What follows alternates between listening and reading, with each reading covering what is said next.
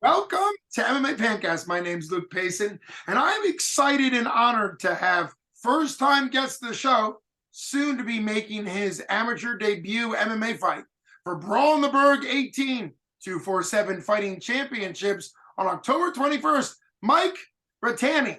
Mike, welcome to the show. Thanks for having me. It's really great having you on the show. You're wearing a shirt that says Jiu-Jitsu, so let's just jump right into it. When did you start training jiu-jitsu? What belt level are you? Going on 3 years now. So about 3 years ago, I started training jiu-jitsu at Pennsylvania Combat Sports, and I just got my blue belt about 2 months ago.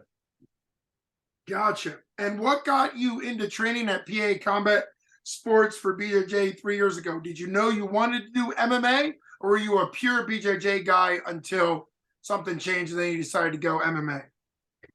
No, I was working at a pizza shop, and there was this dude there that was 50 years old, but he looked like he was my age, like at 30. And I said, "Hey man, I want to learn how to fight. Did you do anything like that?" And he was like, "Yeah, I did karate."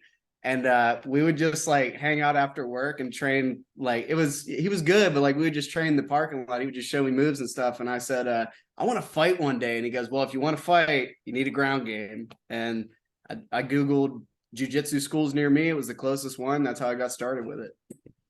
Well, that's actually a really cool backstory, particularly for a karate guy to like know you need ground, because we've seen at the highest level a karate expert, Leota the Dragon Machida, and obviously Wonder Boy John. Wonder Boy, yeah. Wonder Boy, you can go really, really far with the karate background, but all of them need a ground game, submission, defense, wrestling, grappling. So that's really cool. What has been a part of training, maybe the jiu-jitsu side, that really stood out to you in the learning, in your learning days? What was a move or something that you really kind of loved learning and that still now stands out to you as, wow, I remember when I learned how to do whatever that is? I don't think it was particularly any one move. I just think it was the fact that at least when it comes from karate, you see a lot of maybe like fakeness to it, and maybe you think like that's not actually going to work on somebody. But when jiu-jitsu works, like when I saw it work for the first time and I actually swept somebody, or I actually got an armbar on an opponent that was bigger than me, same skill level obviously, but like when that first happened, I guess that's what got me hooked and kept me on it, because it was like, wow, this is real. You know, if it can happen with a person who knows it, what's it going to be like against a person who has no idea, how to fight? You would maul them. It doesn't even matter your size. So I think that's what kept me going with it. Sure. That's, of course, the practical application of jiu-jitsu from the beginning, right? The ability to apply it to real world situations. And in a way, the sport of MMA is a real world situation, which of course rules. And I believe Chip Snyder, a legendary referee, will be sharing the cage with you. Whoever is sharing the cage with you as a referee, they're there to make sure that the rules are followed and that fighter safety, but also that the fighters get in there and fight, that you get the opportunity to do what you're going to do. What are you looking forward to most? You are a debuter taking on a debuter, and I think those matchups are always very exciting to watch as a commentator and as a fan, because both fighters, you included, are trying to do things for the first time. Now, sure, you spar and things like that, but trying to apply it for the first time in an actual fight. Yeah, I think I don't know. I might have to hear the question again, just one last time. Oh yeah, I'm sorry. My question. No, that was my bad. No. My twin brother always tells me that I can really build up a question. The question start off with just, what are you looking forward to when you actually make your debut? And it goes from training to real MMA.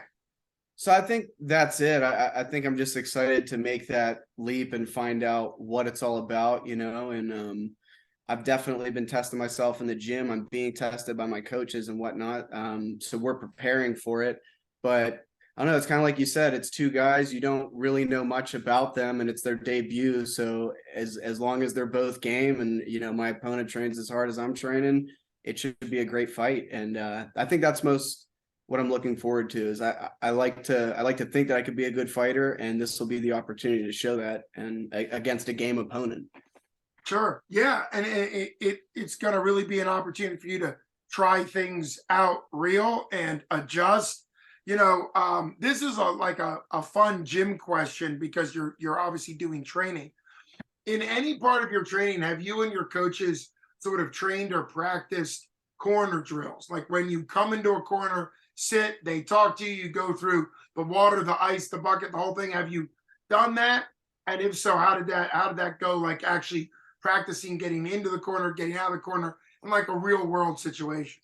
I actually have not done that yet. So I'm anxious to see if we do it. I'll bring it up to him, but regardless, I still get the corner advice that I need. And I think actually it's more beneficial too, because uh maybe this is a lack of judgment. I don't know, lack of experience because I haven't been in there. But if you can sit in a stool and receive water and get ice rubbed on you and have somebody tell you, you're doing good or you need to do this, I'm pretty sure you can. I'm pretty sure anybody can do that. It's a lot harder whenever you're standing there dying and they're saying, hey, stand up straight and, look this way. So I think it's actually better that I've been training that way, but I'm anxious to see how that feels because maybe I sit down on the stool and stand up and say, oh, I didn't think my legs would lock up, but here they go. You never know. I don't know what to expect. There's plenty of gyms that don't even let their fighters use the stool because of the concern for the legs locking up. So maybe your coaches will just have you stand.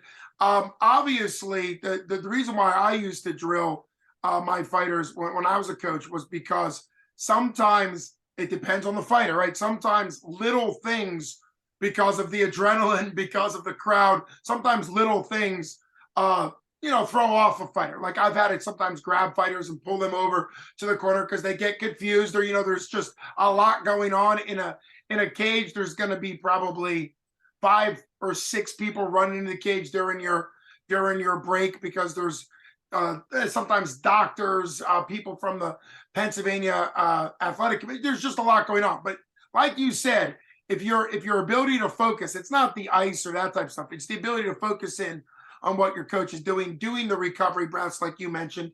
And I completely agree with you. It's really important for coaches to give advice and give direction to their fighters when you are gasping for breath and dying, right? Because it's hard for the brain to take information in when it's oxygen deprived. So, but doing that, even though it seems strange, a lot of coaches coach when people are nice and cool, calm, collected before they train, right? And sometimes it's coaching while training's going on. Who's in your coach corner? Since we brought up the idea of corner, you have 2 coaches that you're allowed. Who are you bringing with you? I didn't even go over any of that. I didn't know how many I was allowed. If I'm just allowed 2, I'm guessing I'm going to go with well, obviously my main my professor, Professor Casey Leonard. I'm going to go with him, and I really don't know the next person that's going to be there. It might be a jiu-jitsu coach. It might be one of my striking training partners. It could go either way. I'm sure he'll come up with that game plan. I just know that he'll be there and I'll be ready. That's really all that I'm bringing to the table. That's perfect. That's perfect. That's a great answer. Yes, you're definitely, I can tell you for sure, you're allowed 2. That's the rule all the way up to pro. Pros are allowed 3 in Pennsylvania. Okay. Everybody under pro are 2. So that I can tell you. But that's the right mindset. There's what you actually do in the cage, but there's also the mindset. Seems like you really have a great mindset. And kind of the perfect question to end on is, what are you looking forward to the most, and what do you expect from yourself on October 21st at Brawl on the Burgh 18? Oh man, that's heavy. I don't know. I guess the thing that I'm most looking forward to is the fact that I can actually just walk out, experience the song, and get into a fight and know what that's all about. As long as I understand and go over the rule set, I'm gonna feel confident in knowing what type of fight I can have. And I'm just excited to push myself. And I don't know, it's my mom's birthday that day, so I better get the win. Wow, that is fantastic. It's your mom's birthday. You might give her a little bit of a heart attack on her birthday just from the excitement, but that really is great. It is important to make sure you know the rule set. The rule set is definitely allows you to fight, but it does have restrictions because you're a novice fighter. So on the feet, you're not allowed to kick to the head. You are Right. allowed to punch the head on the feet. You're allowed to use Muay Thai clinch. You're not allowed to knee to the face. If you do throw knees when you're standing, make sure you control the head and know where the head is so you're not hitting the head. That's a thing. A lot of guys, they train to yank the head down. So you have to kind of control the head to make sure you're hitting it. No elbows, obviously, to the face anywhere. On the ground, you're not allowed to hit the face. You are allowed to hit below the clavicle. Sometimes people, sometimes people just assume I can't do any ground and pound. That's not actually true. It's just not the face. So on the ground, I've seen, I think, one amateur fight end with knees to the body because he got in crossbody position, posted on his opponent, was able to throw knees to finish the fight. But you can definitely throw knees below the clavicle and punches below the clavicle on the ground. And then, of course, you can ask Chip Snyder or whoever the referee is. You take the rule meeting to your advantage, particularly when it's new to you. Always ask questions. There's no such thing as a stupid question, particularly in a rule meeting. And if there ever is a stupid question, we ask Chris Dempsey from the Mat Factory. Love Chris. We'll ask it because he's known for asking. He's a former UFC fighter, but he's known for asking very clear-cut, direct rule meeting questions because of how important as a coach or as a fighter they are, to make sure everybody's on the same page. So very good stuff. Mike, it's always exciting to welcome a new fighter on MMA Fancast. I encourage everybody to like and subscribe to the channel so that they can watch you, and hopefully you're back on the show in the future and we follow your career as you move through and as you continue to fight. I've really appreciated having you on. This has been Luke Payson with MMA Fancast talking to Mike Rattanni. Rattanni, about his upcoming Brawl in the Burgh 18 fight. Thanks so much, Mike. Thanks so much, Luke. Have a good one. You got it. You too.